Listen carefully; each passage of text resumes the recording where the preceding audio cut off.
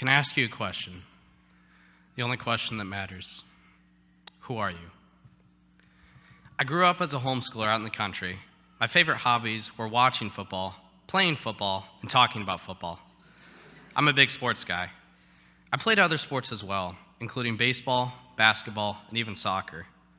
Though I played 4 different sports, I really didn't have a huge friend group outside of my family for the first 12 years of my life.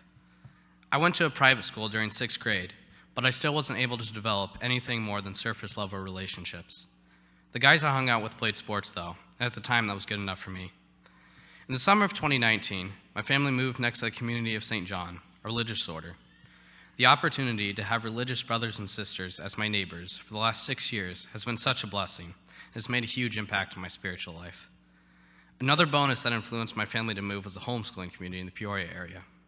However, not too long after my family had settled into the new home and had just begun to start getting to know people, COVID happened. Since I was homeschooled, my day-to-day life didn't change much. Even so, it was still tough not having any interactions with people outside of family life for multiple months. The part about COVID that angered me most, though, was the stoppage of sports. What was I going to spend all my days thinking about now? Though I was thoroughly annoyed about the issue at the time, the lack of entertainment made me think about my life in ways I hadn't done much before. Questions such as, what do I want to do with my life? Am I actually living out my faith in the ways I should? And though I wasn't asking myself directly, deep down, the bigger question that was taking shape was the question of my identity. Who am I? Eventually, life became normal again, and I began to meet new people and occupy my mind with important things, such as how Iowa managed to lose their season opening football game at Purdue. Either way, life went on, and before I knew it, I was a freshman in high school.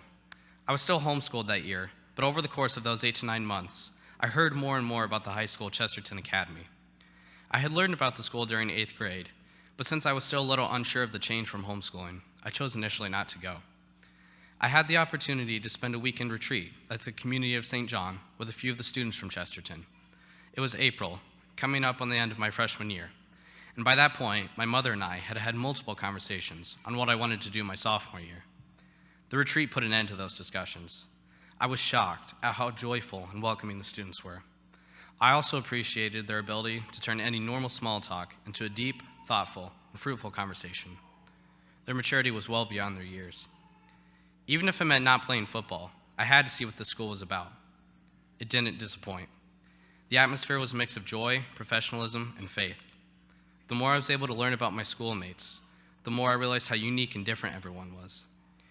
Even though our school only consisted of 35 students, the range of people's interests spanned from sports guys such as myself to philosophical geniuses to miniature Michelangelos. Yet, despite all of our differences, we're all called to do the same things. Everyone takes philosophy. Everyone takes theology.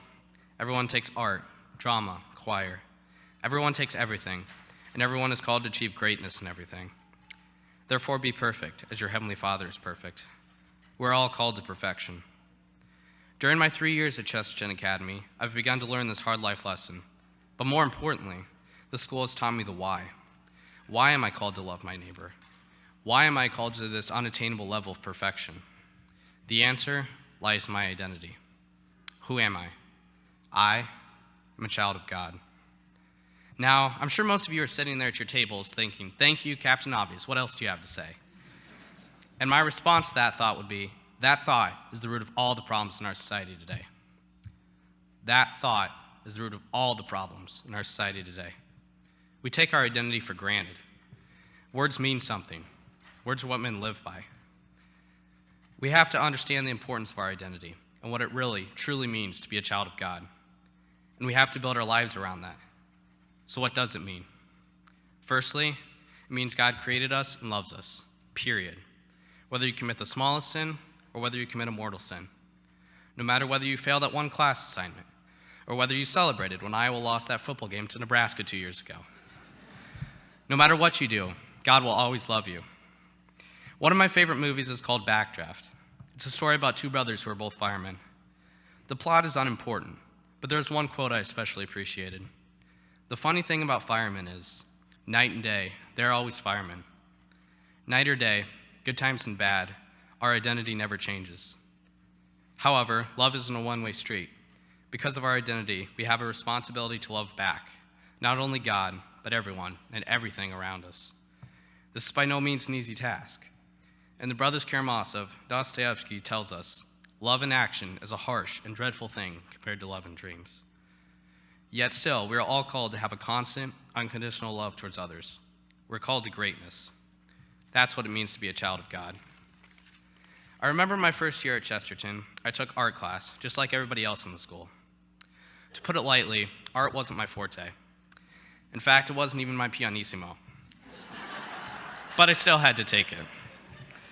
So every week, I would come home and complain to my parents that I couldn't paint a snowman right, or that I couldn't sketch an egg according to its proportions, or that my Jesus drawing looked more like the Antichrist than Christ. Despite all my complaints, my teacher, Mrs. Knott, spent a great deal of her time giving me pointers on the way I painted or how to approach a chalk drawing, while my classmates maintained a positive and encouraging attitude with me anytime I was struggling. Eventually, I had a long conversation with my parents about the class, and I finally realized something. The reason I didn't enjoy class wasn't because of the material. It was because I wasn't asking myself the question, why? I was so focused on getting every little thing perfect that I forgot who this was ultimately all for. God loved me, whether my painting was the best I had ever done or the worst. I wasn't made to do art so that I could be the next Monet. I was doing this to worship God. This change of mindset has allowed me to grow so much in my art skills since sophomore year, and I'm grateful for that. I've had the opportunity to do many fun paintings and drawings with my classmates that I've enjoyed over the years. And even if my painting wasn't the best, I still had all the reason in the world to be joyful because of it. Some of my best memories from my time at Chesterton happened in choir. I remember the labor of working on a song for weeks, and the feelings of triumph when the song would finally come together. I remember the voice cracks and the flat notes, and I remember the times when me and 21 other guys would all finally hit that one pitch in unison. I remember singing together with seniors on their last day of school, and I remember the joy of singing with them each and every day before then. I remember people being nervous the night of the choir concerts, and I remember everyone going and singing their hearts out anyway. I remember singing together, as one, all with the same intention. Each year we have our first choir practice. Dr. Russell always starts by asking, once again, why? Why do we sing? We sing because we are his children. We sing because of our identity. In the rapidly changing and inconstant world that we live in, we need something to keep us moving forward, something to anchor everything we do upon. A dead thing can go with the stream, but only a living thing can go against it. G.K. Chesterton. We need something to remind us that life is worth living. Life has a purpose. We need to remember our identity. Chesterton Academy has changed me, and I will never forget my time spent there. To all the current students, don't take the school for granted. Continue to remember why we do what we do, and always strive to retain a joyful and thankful culture. And never, ever forget, you are a child of God, made to love and be loved. Can I ask you a question? The only question that matters. Who are you? Remember who you are. Thank you.